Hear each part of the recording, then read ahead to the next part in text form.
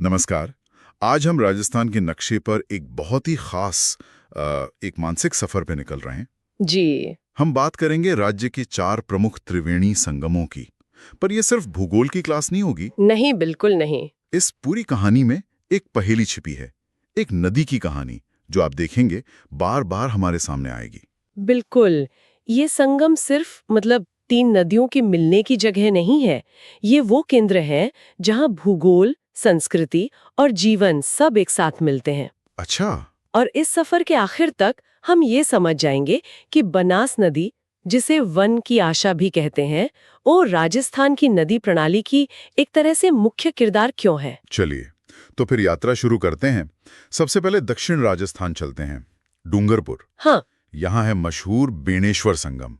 इसे याद रखने की एक ट्रिक तो है, माही का सोम जाखम।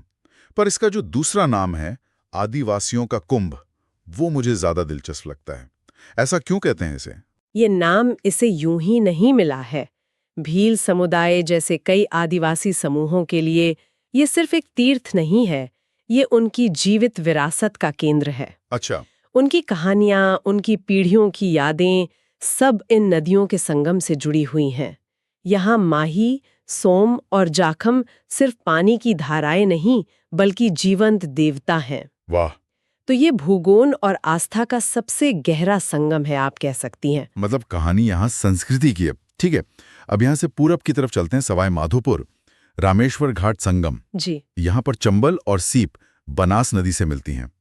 और इसके लिए ट्रिक है, चंबल की बनास में सीप। यहाँ की क्या खासियत है? यहाँ की कहानी भूगोल के एक बहुत ही अनोखे विरोधाभास की है। विरोधाभास वो कैसे? देखिए, यहाँ मिलने वाली जो चंबल नदी है, वो राजस्थान की उन गिनी चुनी नदियों में से है जो सदा नीरा है।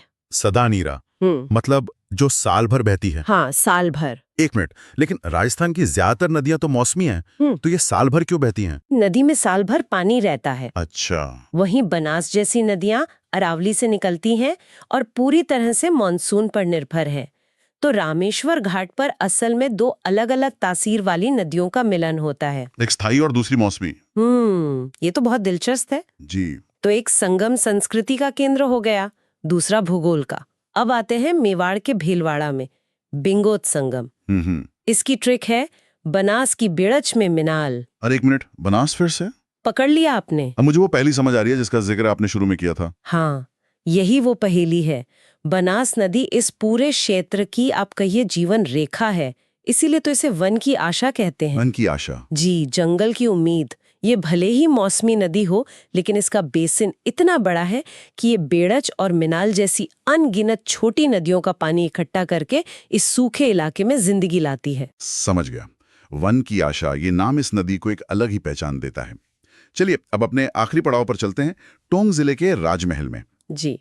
यहाँ के संगम की ट्रिक है बनास की डाई खारी, और जाहिर है यहाँ भी बनास मौजूद है।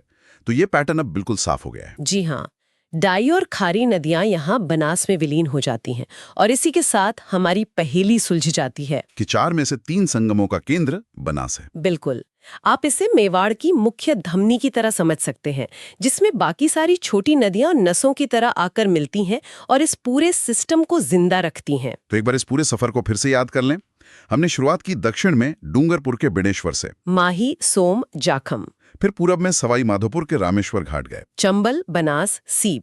उसके बाद मध्य में भीलवाड़ा के बिंगोत पहुंचे, बनास, बेड़च, मिनाल। और आखिर में टोंक के राजमहल में रुके, बनास, डाय और खारी। कमाल है कि कैसे ये संगम पूरे राज्य के भूगोल को एक कहानी में पिरो देते हैं। और इसी कहानी के साथ मैं एक सवाल श्रोताओं के लिए छोड़ जाती हूँ। हमने ये तो जान लिया कि बनास नदी कितनी महत्वपूर्ण है, पर सोचने वाली बात यह है क्या कि एक मौसमी यानी बारिश पर निर्भर नदी पर इतनी केंद्रीय निर्भरता का भविष्य में क्या मतलब हो सकता है, खासकर जब जलवायु परिवर्तन और मॉनसून का मिजाज बदल रहा है। इस वन की आशा का भविष्य किन चुनौतियों से भरा हो सकता है?